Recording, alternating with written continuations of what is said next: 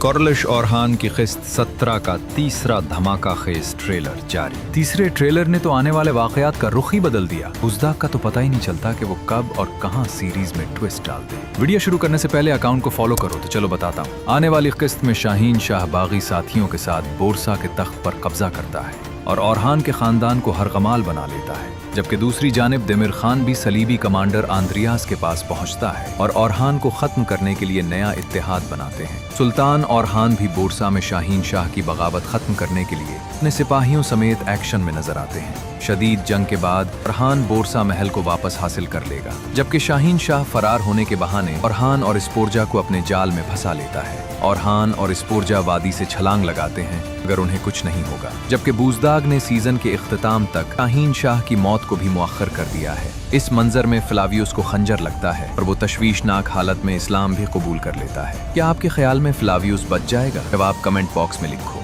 आने वाली अक़सात में मालहून खातून भी वफात पा जाएंगी। ओरहान और इस्पोरजा खातून की शादी भी सीजन के आखिर में हो जाएगी। मजीद अपडेट्स के लिए हमारे अकाउंट को फॉलो करो।